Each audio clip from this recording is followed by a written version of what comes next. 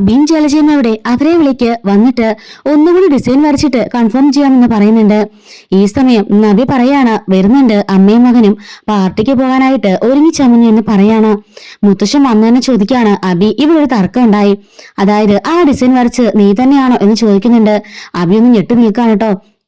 അപ്പോഴേക്കും ജലജ പറയാണ്, ഇതിവള് വന്ന് പറഞ്ഞായിരിക്കും ഈ നവ്യ സ്വന്തം ഭർത്താവിന് ഉയർച്ച ഉണ്ടാകുന്ന പോലും അവൾക്ക് ഇഷ്ടമില്ല, അവയ്ക്കിപ്പം അവളുടെ അനിയത്തിയാണ് ആ വരച്ചെന്നും പറഞ്ഞിട്ട് ക്രെഡിറ്റ് മൊത്തം അവൾക്ക് കൊടുക്കണം, അതിനു വേണ്ടിയിട്ടാ അവൾ എങ്ങനെയൊക്കെ കാണിക്കുന്നത്.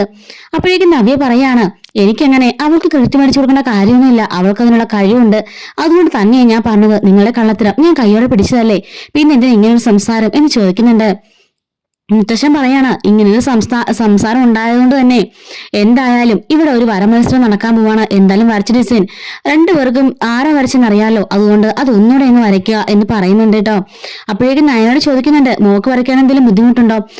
ഇല്ല, ഞാൻ ഒരു തവണ വരച്ചതായോണ്ട് ഒന്നുകൂടി വരയ്ക്കാൻ എനിക്ക് ഈസി ആയിരിക്കും, പിന്നെ ചിലപ്പോ ഭംഗി കുറയാനും കൂടാനും ചാൻസ് ഉണ്ട് എന്ന് പറയാണ്. അബിയോടെ മുത്തശ്ശൻ ചോദിക്കുന്നുണ്ട്, അല്ല നിന്റെ കാര്യം എങ്ങനാ, നിനക്ക് വരയ്ക്കാൻ പറ്റുമെന്ന് ചോദിക്കുമ്പോൾ ഞാൻ നെറ്റിൽ നോക്കി ചെറിയ ഡിസൈൻസ് ഒക്കെ തീർത്തി വെച്ചതാ, അതുകൊണ്ട് എനിക്ക് വരയ്ക്കാൻ പറ്റുമെന്ന് അറിയില്ല. മുത്തശ്ശൻ പറയുന്നുണ്ട്, നോക്ക്, എങ്കിലും നീ വരച്ച ഡിസൈൻ ആയതുകൊണ്ട് നിനക്ക് കുറച്ചെങ്കിലും അറിയാതിരിക്കില്ലല്ലോ.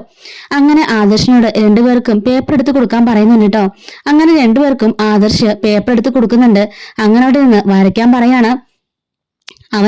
അബിയാണെങ്കിൽ ആകെപ്പാടെ വേർത്ത് വിളിച്ചിരിക്കുകയാണ്, അവനൊരു തുള്ളി പോലും വരയ്ക്കാൻ പറ്റുന്നില്ല. എന്നെ ഇതേ സമയത്ത് കനകം നയനോട് പറയാണ്, മോളെ നല്ല സെറ്റപ്പ് ആക്കിക്കോണം കേട്ടോ, അതിന്റെ കാര്യം പറയണ്ടമ്മേ, ഞാൻ നല്ല സൂപ്പറായിട്ട് തന്നെ വരച്ചോളാം, ഒന്ന് വരച്ചതുകൊണ്ട് തന്നെ എനിക്കിനി വരയ്ക്കാൻ ഈസിയാ, ഞാൻ പെട്ടെന്ന് വരച്ചു തീർക്കുമെന്ന് പറയുന്നുണ്ട്. അങ്ങനെ നയനെ അവിടെ നിന്ന് വരയ്ക്കാണ്. ഇപ്പുറത്തെ സമയത്ത് അബി അവിടെ നിന്ന് വരയ്ക്കുന്നുണ്ട്. അപ്പോഴേക്കും ജയൻ ആദർശനോട് പറയാണ്, നയനമ്മളുടെ കോൺഫിഡൻസ് ഒക്കെ കണ്ടിട്ട് നയനമ്മൾ തന്നെയാണ് വരച്ചത്, നയനമ്മൾ ഒരിക്കലും കള്ളം പറയാൻ പോകുന്നില്ല എന്ന് പറയാണ്. അങ്ങനെ കനകമാണെങ്കിൽ ജലജ നോക്കിയിട്ട് ഇങ്ങനെ മുഖം കാണിക്കുന്നുണ്ട്, എങ്ങനെയുണ്ട് എന്റെ മോള് വരയ്ക്കുന്നത്, നിന്റെ മകനെ തോറ്റുപോകും എന്ന രീതിക്ക് തന്നെ മുഖം കാണിച്ചിങ്ങനെ പറയുന്നുണ്ട് കേട്ടോ. ജലജയ്ക്കാണെങ്കിലും ഇതൊക്കെ കണ്ടിട്ട് ആകെപ്പാടെ ദേഷ്യവും അമർഷമൊക്കെ ആയിട്ട് നിൽക്കുകയാണ്. അങ്ങനെ നയന വരച്ചു തീരുകയാണ്. നയന വരച്ചു തീരുന്നതിന് ശേഷം ആ ഒരു പേപ്പർ മുത്തശ്ശന്റെ കയ്യിലേക്ക് കൊടുക്കുന്നുണ്ട്. അത് കാണുമ്പോൾ തന്നെ എല്ലാവർക്കും മനസ്സിലാവാണ് കേട്ടോ നയന തന്നെയാണ് വരച്ചതെന്ന്. അങ്ങനെ നയന ആ ഡിസൈൻ കൊടുക്കുമ്പോഴേക്കും മുത്തശ്ശനും ജയനൊക്കെ നോക്കിയിട്ട് പറയാണ്, മോളെ കഴിഞ്ഞ പ്രാവശ്യത്തെ ഡിസൈനിലേക്കാളും സൂപ്പർ ആയിട്ടുണ്ട്.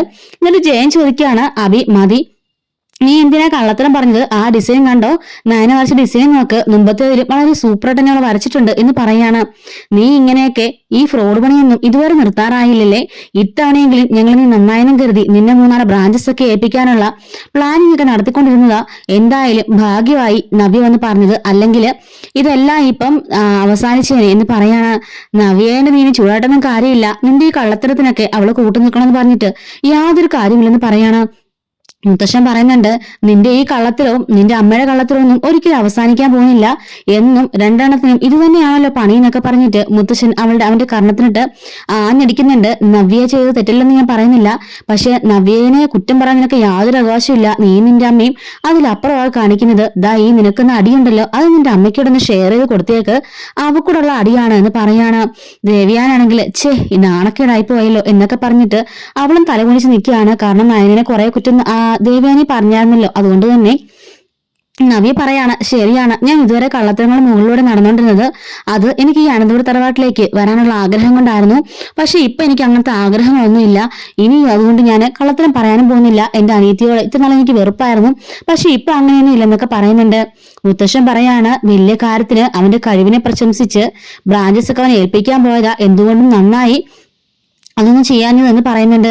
അങ്ങനെ നയനടുത്തേക്ക് മുത്തശ്ശൻ പോയിട്ട് പറയാണ്, നിനക്ക് നല്ല കഴിവുണ്ട് മോളെ, ആരാ ഇല്ലെന്ന് പറഞ്ഞതെന്നൊക്കെ ചോദിക്കുമ്പോഴേക്കും മോക്ക് ഇത് നേരത്തെ പറഞ്ഞിടായിരുന്നോ, പറയാത്തത് കൊണ്ടുണ്ടായ പ്രശ്നമല്ലേ ഇതൊക്കെയെന്ന് പറയാണ്.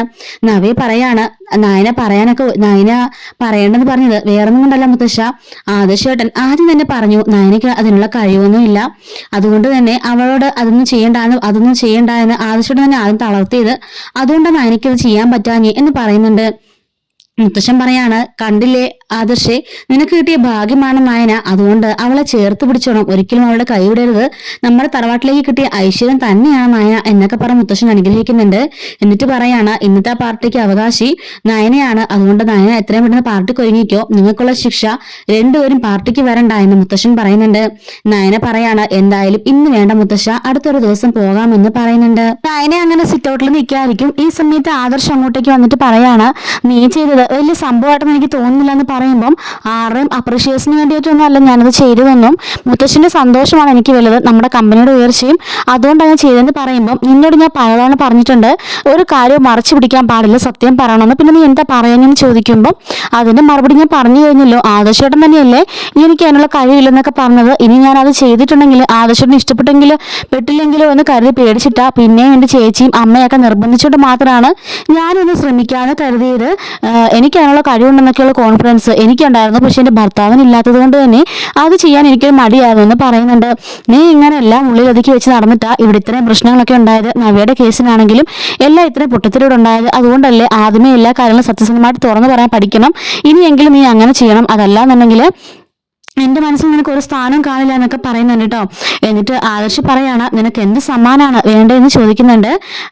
അതുപോലെ തന്നെ ആദർശ് ചോദിക്കുകയാണ് നീ ഇപ്പോൾ ആ കാര്യങ്ങൾ നവ്യ വന്ന് പറഞ്ഞില്ലായിരുന്നുണ്ടെങ്കിൽ, നീയാണ് വരച്ചെന്നറിഞ്ഞില്ല എന്നുണ്ടെങ്കിൽ ആ അമ്മയുടെ കയ്യിലേക്ക് 3 ബ്രാഞ്ചസാണ് ഏൽപ്പിക്കാനിരുന്നത്, അത് മൂർത്തീസ് ജ്വല്ലറിയുടെ തന്നെ തകർച്ചയ്ക്ക് തുടക്കമായതിനെ നീ ആലോചിച്ച് നോക്കി എന്ന് പറയാണ്. അപ്പോഴേക്കും നയന പറയാണ് ആ കാര്യത്തെക്കുറിച്ചൊക്കെ അമ്മയും ചേച്ചിയും പറഞ്ഞപ്പോഴാണ് എനിക്ക് അതിനെക്കുറിച്ചൊരു ബോധം ഉണ്ടായത്, അതുകൊണ്ടാണ് പിന്നെയും ഞാൻ പറയാൻ സമ്മതിച്ചെന്ന് പറയുന്നുണ്ട്. എന്നിട്ട് നയനോട് എന്താ വേണ്ടതെന്ന് ചോദിക്കുമ്പം എനിക്ക് ആദർശേട്ടൻ്റെ സ്നേഹം മാത്രം മതിയെന്ന് പറയാണ്.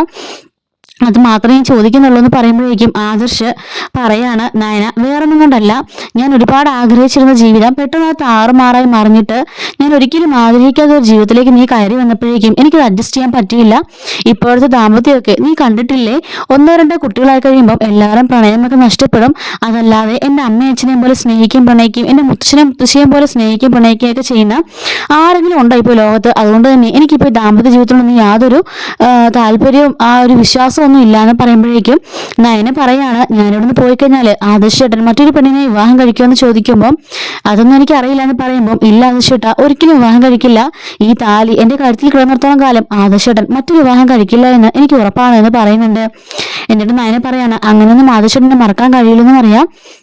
അപ്പൊ ആദർശ് പറയുന്നുണ്ട് ഞാൻ ശ്രമിക്കുന്നുണ്ട്, പലപ്പോഴായിട്ട് നിന്നോട് എനിക്ക് സ്നേഹം തോന്നിയിട്ടുണ്ട്, പക്ഷെ ആ സമയത്തെല്ലാം നീ ഓരോ കുരുത്തുകടകൾ ഒപ്പിച്ചു വെച്ച് ആ സ്നേഹമൊക്കെ വെറുപ്പാക്കിയിട്ടേ ഉള്ളൂ, അതുകൊണ്ടാ ഞാൻ പറഞ്ഞത് ഇനിയെങ്കിലും മറച്ചു വെക്കാതിരിക്കാൻ ശ്രമിക്കണം എന്ന് പറയുന്നുണ്ട്.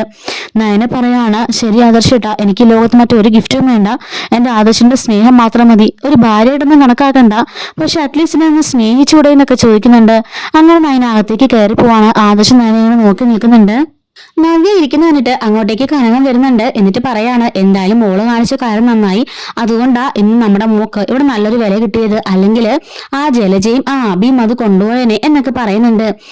നിന്റെ അമ്മായിമ്മ എവിടെയും ചോദിക്കുമ്പം താഴെ ജ്യൂസ് അടിച്ചുകൊണ്ടിരിക്കുക നമുക്ക് രണ്ടർക്കൊന്ന് പറയുന്നുണ്ട്. നന്നായി, അവർക്ക് എന്തെങ്കിലുമൊക്കെ പണി കൊടുത്തോണ്ടേ ഇരിക്കണം, ആ ഒറ്റയെടുത്ത് കാരണമാ ഇവിടെ ഉണ്ടാകുന്ന എല്ലാ പ്രശ്നവും, അല്ലെങ്കിൽ ഈ വീട് ഒരു സ്വർഗം പോലെ ആയേനെ, അല്ലെങ്കിൽ ചെകുത്താമാര് എവിടെയാണെങ്കിലും കാണൂല്ലോ എന്നൊക്കെ ജലജ പറയുന്നുണ്ട്. എന്നിട്ട് കനകം പറയുന്നുണ്ട് അവർക്ക് ഭ്രാന്താശ്രയി കൊണ്ടിട്ട് ഒരു ഷോക്ക് കൊടുക്കേണ്ടത് അത്യാവശ്യമാണെന്ന് നവ്യ പറയുമ്പോൾ അങ്ങനെയാണെങ്കിൽ നമുക്ക് ഇവിടെ വെച്ച് ഒരു ഷോക്ക് കൊടുത്താലോന്ന് ചോദിക്കുകയാണ്. അതെങ്ങനെ അമ്മേ അത് സാധിക്കുമെന്ന് ചോദിക്കുമ്പോൾ പിന്നല്ലാതെ നമ്മളുടെ അച്ഛന് ഈ മൊബൈലിന്റെ ഒക്കെ വർക്കിംഗ് ഒക്കെ ചെയ്യാറുള്ളതല്ലേ, അപ്പൊ ഞാൻ കണ്ടിട്ടുണ്ട് എന്ന് പറയാണ്. നമുക്ക് ചാർജറിലെ ചെറിയൊരു ഷോക്ക് കൊടുക്കാന്ന് പറഞ്ഞിട്ട് ചാർജർ ഊരിട്ടിട്ട് ആ ഷോക്ക് വെക്കുകയാണ്. ഇനി ചാർജ് കുത്താൻ വരുമ്പം അവർക്ക് ഷോക്ക് അടിച്ചോളും, അങ്ങനെ തലയ്ക്ക് ചെറിയൊരു വെളിവ് വരുമോ നോക്കട്ടെ എന്നൊക്കെ പറഞ്ഞ് കനകവും നവ്യയും കൂടി അത് സെറ്റാക്കിയിട്ട് നേരെ തിരിച്ചു നിൽക്കുന്നുണ്ട്. അപ്പോഴേക്കും അങ്ങോട്ടേക്ക് ജ്യൂസുമായിട്ട് ജലജ വരുന്നുണ്ട് കേട്ടോ. വന്നിട്ട് ജ്യൂസ് രണ്ടുപേർക്കും കൊടുക്കുന്നുണ്ട്. ആഹാ കൊള്ളാലോ, നല്ല ജ്യൂസാണല്ലോ എന്നൊക്കെ പറയുന്നുണ്ട്.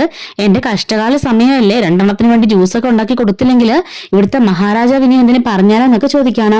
ഈ സമയത്ത് ജലജ നോക്കിയിട്ട് എന്റെ ഫോണിന്റെ ചാർജ് ഊരി വിട്ടേന്നും പറഞ്ഞിട്ട് അങ്ങോട്ടേക്ക് പോയിട്ട് ചാർജ് കുത്താൻ ശ്രമിക്കുന്നുണ്ട്. പക്ഷെ എനിക്ക് ചാർജ് ഇത് ആരെങ്കിലും ഊരിയിട്ടത്, ആ മൊബൈലിൽ ചാർജ് ഉണ്ടല്ലോ ഇനി കുത്തണ്ടെന്ന് പറഞ്ഞ് നിൽക്കുമ്പോഴായിരിക്കും അങ്ങോട്ടേക്ക് ചാർജ് കുത്താനായിട്ട് നയന മുകളിൽ നിന്നും ഇറങ്ങി വരുന്നത്. അപ്പോഴേക്കും നവ്യയും കനകവും പറയാണ് നമുക്ക് ഇവിടുന്ന് പോകാം, അങ്ങോട്ട് പോയി ഒളിഞ്ഞു നിൽക്കാം, എന്താ സംഭവിക്കുന്നത് കാണാമെന്ന് പറഞ്ഞിട്ട് അവരവിടെ നിന്ന് മാറി പോകുന്നുണ്ട്. പക്ഷെ ഇതേ സമയത്ത് പണി കിട്ടാമെന്ന് സ്വന്തം മോക്കാണെന്ന് കനകം മനസ്സിലാക്കുന്നില്ല കേട്ടോ. ജലജ ഫോണും കൊണ്ട് മാറിപ്പോകുന്നുണ്ട്. ഇതേ സമയത്ത് തന്നെ നയന ഫോൺ ചാർജ് ചെയ്യാൻ വേണ്ടിയിട്ട് അങ്ങോട്ടേക്ക് ചെല്ലാണ്. അങ്ങോട്ടേക്ക് ചെന്ന് ഫോൺ ചാർജ് ചെയ്യാൻ കുത്തിയ സമയത്ത് തന്നെ നയനയ്ക്ക് ഷോക്ക് അടിക്കുന്നുണ്ട്. പക്ഷെ നവ്യയും കനകവും ഇത് കാണാൻ അവിടെ നിൽക്കുകയാണ്. അവരിങ്ങനെ ജലജയ്ക്ക് ഷോക്ക് അടിക്കുന്ന വെയിറ്റ് ചെയ്ത് നിൽക്കുകയാണ്. പക്ഷെ ഈ ഒരു സംഭവം, അതായത് നയനയ്ക്ക് ഷോക്ക് അടിക്കുന്ന ഒരു സംഭവം സംഭവം ആദർശ് കാണുന്നുണ്ട്. നയനെ എന്ന് വിളിച്ചുകൊണ്ട് ഓടി വന്നിട്ട് അവിടെ ഇരുന്നൊരു ബോട്ടിൽ കൊണ്ട് നയനയുടെ കൈ ഫോൺ തടിച്ച് ആ ഫോണിൽ നിന്ന് പിടിപ്പിക്കുന്നുണ്ട്. ആ ബോട്ടിൽ കൃത്യമായിട്ട് ഇതിന് തെറിച്ചു പോയിട്ട് നമ്മുടെ ജലജയുടെ തലക്കിട്ട് വന്നിട്ട് വീഴുന്നുണ്ട് കേട്ടോ. അങ്ങനെ നയനെ പെട്ടെന്ന് തന്നെ ആദർശ് നയനെ ഇങ്ങനെ ഷോക്ക് അടിച്ച് തെറിച്ച് ആദർശിന്റെ മുകളിലേക്ക് തന്നെ വീഴുന്നുണ്ട്. അങ്ങനെ ആ ഫ്ലോറിൽ തന്നെ രണ്ടുപേരും തറയിൽ വീണ് കിടക്കാണ്. ഈ ഒരു സമയത്ത് കനകവും നവ്യങ്ങളും നോക്കുമ്പോഴേക്കും ഈശ്വര ചക്കിന് വെച്ചത് കൊക്കിന് കൊണ്ടോ എന്നൊക്കെ ചോദിച്ച് നിൽക്കുകയാണ്. എന്തായാലും സാരമില്ല, അതും കൊണ്ടൊരു ഉപകാരം ഉണ്ടായല്ലോ എന്ന് കനകം പറയുന്നുണ്ട്. പറയാണ് ബാബ നമുക്ക് പോയേക്കാന്നും പറഞ്ഞിട്ട് നവ്യം കൂട്ടി പോകുന്നുണ്ട് കേട്ടോ. അങ്ങനെ തറയിൽ രണ്ടുപേരും കിടക്കുമ്പോഴേക്കും അങ്ങോട്ടേക്ക് വന്നിട്ട് ജലജ ചോദിക്കുന്നുണ്ട്, രണ്ടുപേരുടെ റൊമാൻസ് കഴിഞ്ഞു, എന്നെ തലതല്ലി പൊളിച്ചിട്ടാണോ രണ്ടിന്റെ റൊമാൻസ് എന്ന് ചോദിക്കാണ്.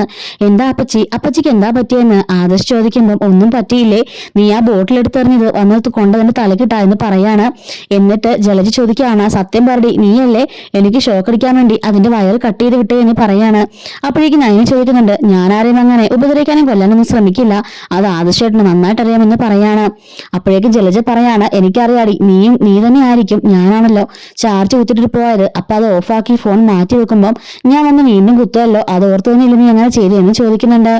പക്ഷെ പറയാണ് നയന ഒരിക്കലും അങ്ങനെ ചെയ്യില്ല, ഇനിയിപ്പോ അങ്ങനെ ആണെങ്കിൽ തന്നെ ജലജപ്പച്ചയുടെ തലയ്ക്ക് കുറച്ച് വെളിവുണ്ടായിക്കൊണ്ടേന്നോർത്ത് ആരെങ്കിലും ചെയ്തതായിരിക്കും എന്ന് പറയുന്നുണ്ട്. ഓഹോ ഭാര്യയുടെ കൂടെ കൂടിയിട്ട് നിന്റെ അപ്പച്ചി തന്നെ പറഞ്ഞ ആയല്ലേടാ എന്നൊക്കെ പറഞ്ഞ് ജലജ വഴക്ക് പറയുന്നുണ്ട്. അങ്ങനെ ആദർശ് അവിടുന്ന് പതിയെ സ്കൂട്ടായി നയനയും കൊണ്ട് പോവാൻ കേട്ടോ.